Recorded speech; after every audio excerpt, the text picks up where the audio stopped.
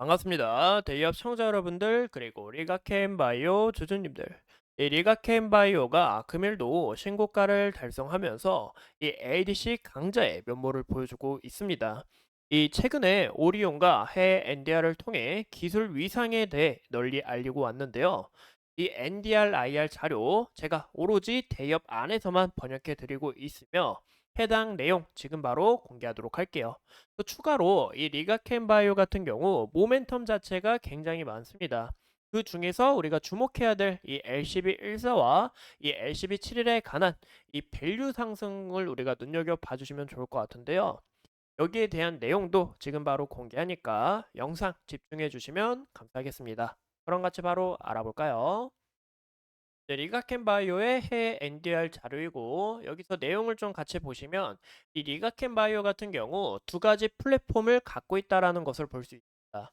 이제 리가라는 이제 약물화학 기반에 대한 플랫폼하고 컨주얼이라는 이 ADC 기술 플랫폼을 우리가 볼 수 있는데요. 현재 연구 파이프라인이 28개 이상과 그리고 임시험 7개를 진행 중에 있고 파트너사가 15개 있다라고 볼 수가 있어요. 또 추가적으로 이 월드 ADC 서밋이라는 이게 이제 ADC 분야의 최대 학회인데 여기서도 5년 연속 베스트 ADC 플랫폼을 수상을 받았고 현재 ADC 분야에서 시젠하고 다이치 상교가 최상위권이다라고 볼 수가 있는데요. 이 두 기업을 제치고 제일 많은 ADC 파이프라인과 현재 2024년, 25년에 세계의 파이프라인에 관한 임상 프로그램을 목표로 하고 있다라고 봐주면 좋을 것 같습니다. 네, 이 부분도 개발 속도가 이제 가속화가 되면 이제 매년 5개의 후보를 확보를 하고 5개의 임상 프로그램을 2026년까지 진행할 예정에 있다라고 간략하게 봐주면 좋을 것 같아요. 그 다음으로는 이제 리가켄바이오가 제일 많은 이 ADC 플랫폼을 갖고 있다. 파이프라인을 갖고 있다. 바로 이 컨주얼이라는 플랫폼을 통해서 좀 진행하고 있다라는 거 우리가 확인해 볼 수 있고요. 그 다음에는 이제 리가켄 바이오의 라이선스 아웃에 관한 내용인데 제가 여기에 대한 내용도 좀 간략하게 깔끔하게 정리를 해봤습니다. 보시면 이제 첫 번째에 관한 이 라이선스 아웃 내용이고 그 다음에 이제 두 번째 내용인데 여기에 대한 내용을 좀 봐주면 좋을 것 같아요. 이 리가켄 바이오가 총 13개의 ADC 라이선스와 이 옵션 계약이 체결이 됐고 총 거래 규모만 해도 이제 7.6비 즉 76억 달러인 것을 우리가 확인할 수 있는데 이제 하나로 약 9조 8천억 8,800억 정도가 되어 그만큼 이 ADC 자체가 현재 실체를 이뤄내고 있고 리가켄 바이오의 우리가 성장성을 눈여겨볼 수 있다라는 게 가장 중요하겠죠. 그 다음으로 우리가 함께 보시면 이제 ADC 시장에 대해서 좀 같이 봐주시면 좋을 것 같은데요. 이 ADC 시장 같은 경우 2023년에는 약 72억 달러였습니다. 근데 이제 2032년까지 347억 달러로 성장할 전망에 있고 이 부분은 이제 연평균 17.5%로 굉장히 큰 폭으로 성장하고 있다라고 볼 수가 있겠죠. 현재 이 적용 분야가 유방암, 혈액암, 난소암, 폐암, 피부암이 주가 될 것으로 나타내고 있으며 현재 ADC 같은 경우 이 거래량이 5배나 급증을 했고 2023년에는 100억 달러 규모나 됐다라고 나타내고 있어요. 그만큼 많은 사람들이 크게 집중하고 있고 빅파마 기업들이 현재 서둘러서 진행하고 있다라고 봐주면 좋을 것 같습니다. 그 다음에 이제 작년에 리가켄 바이오의 이 거래 금액으로 인해 좀 집중이 됐었는데요. 보시는 것처럼 이 얀센하고 총 17억 달러를 현재 트럭2 일상 단계를 진행하고 있으며 현재 파이프라인을 우리가 함께 눈여겨볼 수 있는데 제가 이제 리가켄 바이오 같은 경우 LCB14와 그리고 LCB71, LCB84에 대해서 좀 강조를 많이 드리고 싶어요. 여기서 지속적으로 모멘텀과 이슈가 나올 부분이 크기 때문에 우리가 좀 집중해서 보셔야 된다라고 볼 수가 있을 것 같습니다. 현재 이 LCB14 같은 경우 이제 유방암이나 다양한 고형암을 다루고 있는데요. 현재 임상 3상을 진행 중에 있으며 이 권리는 중국 포순이라는 기업에 라이선스 아웃을 했고 기타는 이제 익스다라는 이 기업에 네, 라이선스 아웃을 했다라고 볼 수가 있겠죠. 그 다음에 이 LCB71을 볼 수가 있는데 이 LCB71 같은 경우 이제 고영함에 있다라는 거 우리가 눈여겨 볼 수 있고요. 현재 임상 1상을 진행을 하고 있으며 이제 시스톤이라는 이제 중국 기업의 라이선스 아웃을 했습니다.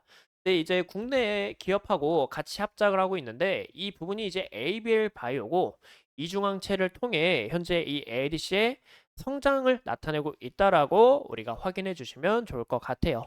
그래서 이런 ABL 바이오도 국내에 상장이 되어 있으니까 같이 함께 우리가 흐름들을 추적하는 게 중요하다라고 볼 수가 있겠죠. 그 다음에는 이제 LCB84도 이제 고영함인데 이제 임상 1상을 진행하고 있으며 이 얀센이라는 기업에 라이선스 아웃을 했고 또 추가적으로 이제 1상을 진행하고 있는 LCB73을 보면 이 LCB73 같은 경우 혈액암입니다. 현재 익수다에 라이선스 아웃을 했고 나머지는 전 임상 단계에 있다라는 것을 우리가 볼 수 있겠죠. 네, 그 외에 플랫폼인데 이 플랫폼도 다 현재 전임상 단계 그리고 발견 단계에 있으며 여기서 추가적으로 일상에 가까워지거나 좋은 이슈가 나오게 될 시 제가 그때 지속적으로 말씀드리겠습니다. 그 다음에는 이제 소분자 치료제 파이프라인에 관한 내용인데요. 네, 보시는 것처럼 현재 DSTP라는 이 감수성 결핵이고 이 MDRPT 같은 경우 이제 다제내성 결핵인데 이 파트너사는 현재 중국이며 이상을 진행하고 있다. 진행 예정이다라고 볼 수가 있고 LCB17 같은 경우 폐섬유증으로 중국 일상과 미국 이상에 대해서 진행하고 있다라고 볼 수가 있습니다. 이제 LCB02는 이제 항공공제인데 이 부분도 미국 2상을 진행하고 있고 중국에서는 1상을 진행하고 있는데 이제 파트너사가 GC 녹식자라고 국내에 상장되어 있습니다. 이 부분에 있어서 이파마라는 이제 기업의 권리 서브 라이선스를 했다라고 볼 수가 있고 이제 나머지 내용들은 이제 ADC와 병용 치료가 가능한 약물인데 이제 아직 암 관련해서는 좀 미공개라서 좀 진행 단계에 있다라고 볼 수가 있어요. 그 다음에 이제 주요 일정이 굉장히 중요하겠죠. 이제 주요 일정 같은 경우 이제 애쉬라는 것은 미국 혈액학회인데요. 이 혈액학회에서 ADC 관련 파이프라인을 공개할 예정과 그리고 LCB41 같은 경우 임상 계획을 준비 중에 이제 제출 준비 중에 있고 여기서 LCB84가 현재 임상 1상을 진행하고 있다라는 부분 그만큼 여기서 모멘텀이 나올 수 있다라는 것을 볼 수가 있겠죠. 2025년 일정을 우리가 함께 눈여겨본다면 이중항체 ADC와 그리고 새로운 표적 관련해서 이 ADC를 공개할 예정이고 이 LCB 이 84 같은 경우 이상을 시작할 준비 중에 있다라고 볼 수가 있습니다. 보이시죠? 그 다음에 이제 항생제와 LCB14 관련에 대한 내용이 있는데 이제 LCB14는 현재 중국 내에서 이 신약 승인 계획이 있는 만큼 여기에 대한 모멘텀도 내년에 추가적으로 확대될 수 있다라는 거 좀 볼 수가 있어요. 네, 여기는 이제 인물 소개고 현재 이런 중요한 인물들이 있다라는 거 볼 수가 있고 이제 이 부분은 네, ADC 플랫폼에 관한 1과 2에 대한 내용인데 우리가 좀 지켜볼 거는 이 부분이 되지 않을까 싶어요. 이제 옵션 관련 내용인데요. 이제 옵션 A 같은 경우 파트너사가 자체적으로 개발과 상업화를 진행하며 여기에 따른 이 마일스톤과 로열티를 LCB에 지불한다라는 거고 이제 옵션 B 같은 경우 이 파트너사가 이 ADC를 제3자에게 서브 라이선스 아웃을 하면서 이 경우에는 뭐 마일스톤이나 그리고 로열티 관련해서 추가적으로 수익 공유를 포함할 수 있다. 이 선택지다라고 봐주면 좋을 것 같아요. 이 부분은 선택지. 그래서 이 부분에 있어서도 리가켄바이오가 어떻게 계약을 하느냐 그런 부분에 따라 좀 모멘텀이 또 달라질 수 있다라는 거고 이 내용은 이제 플랫폼 관련해서 좀 거래 내역인데 제가 아까 PPT로 보여드린 내용 있죠. 그래서 그런 내용들을 좀 같이 함께 참고해 주시면 좋을 것 같아요. 현재 이 내용은 현재 이 리가켄바이오가 임상 2상, 3상을 지속적으로 추진하면서 나아가고 있고 또 현재 리가켄바이오가 이루어낸 이 계약건을 봤을 때 자산의 가치도 끊임없이 올라가고 있다라는 게 가장 중요하겠죠.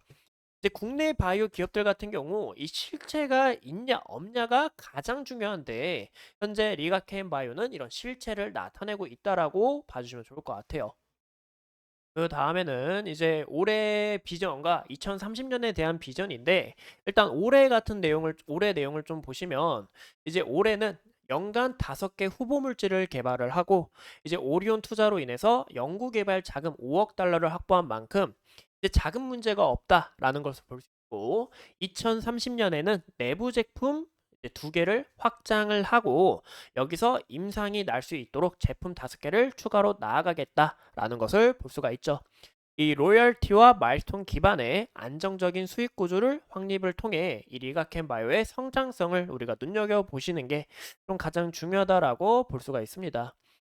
그 다음에 이제 ADC 기술력 관한 내용인데 여기서 우리가 주목해야 될 건 컨트롤 플랫폼에 관한 이야기를 좀 봐주시면 좋을 것 같은데요. 이제 생체에 항체와 링커를 안전하게 결합을 하고 체내 안정성 유지를 통해 동양에서만 이제 활성화되는 이 매우 강력한 약물인 이 페로드가 리가켄 바이오 같은 경우 굉장히 안정성을 나타내고 있다라고 봐주면 좋을 것 같아요. 이제 이런 내용들이 좀 어려워서 우리가 이제 바이오가 좀 어려울 수가 있는데 여기에 대한 내용을 보시면 제가 좀 더 간단하게 설명을 드리자면 이 ADC가 항체와 페이로드를 결합한 겁니다.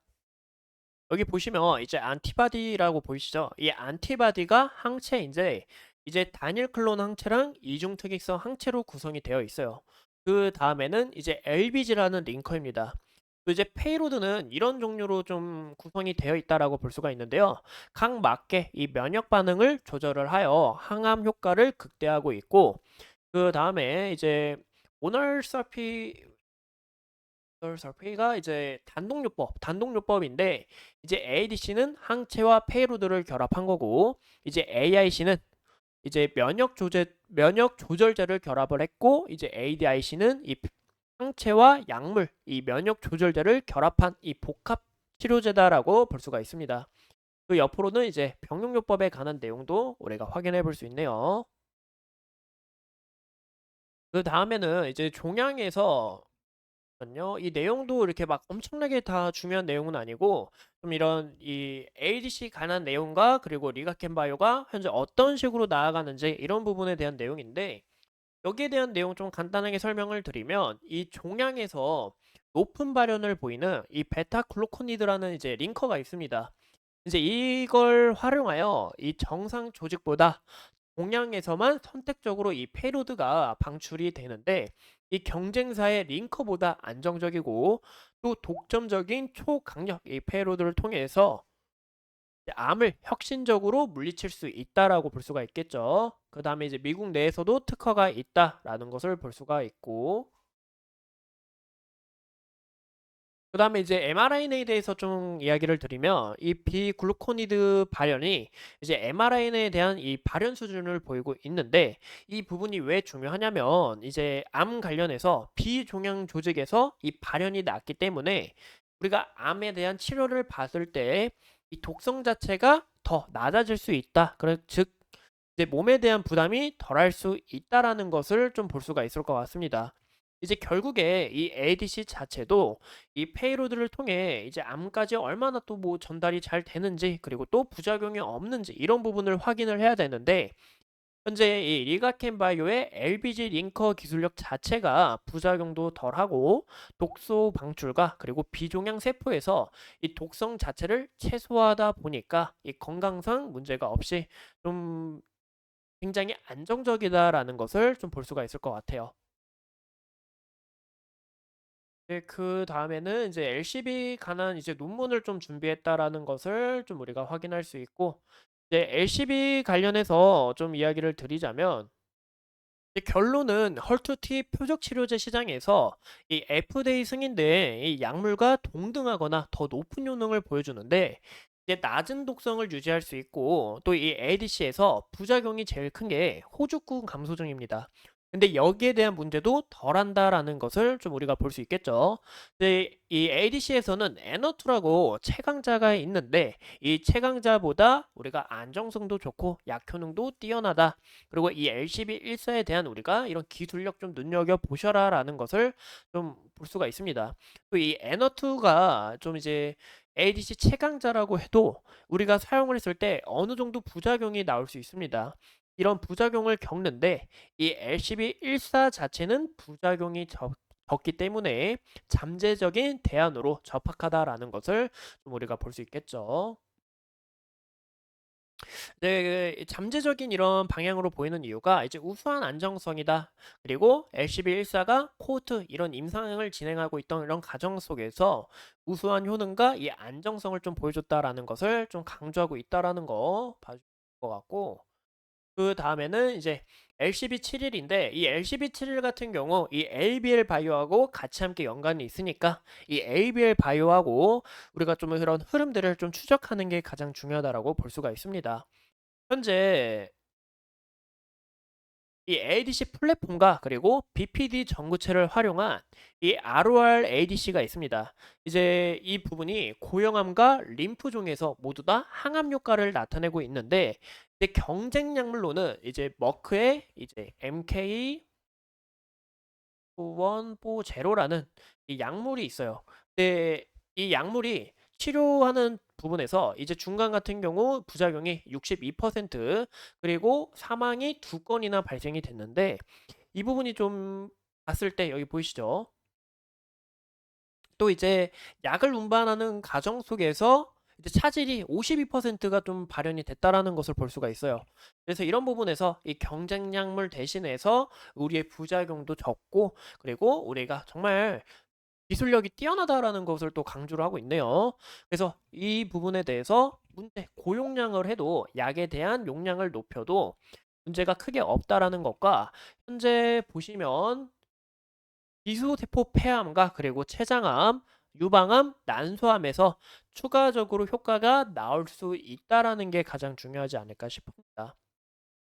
그 다음에 여기에 대한 이제 기술 간에서 우리가 저희 머크 보시죠. 아까 MK21 제로라는 이제 이 약물에 대비해서 약 효능가가 굉장히 안정성하고 뛰어났다라는 것을 볼 수 있고 그 다음으로는 이제 부작용에 관한 내용인데 이 LCB71 같은 경우 혈소판 감소증, 호주군 감소증에 대비해서 부작용도 굉장히 덜하고 우리가 안정성이 굉장히 뛰어나니까 우리 기술 플랫폼 지속적으로 좀 써주라 이런 부분을 좀 강조해서 갔다 온 게 아닌가라고 우리가 볼 수 있을 것 같습니다.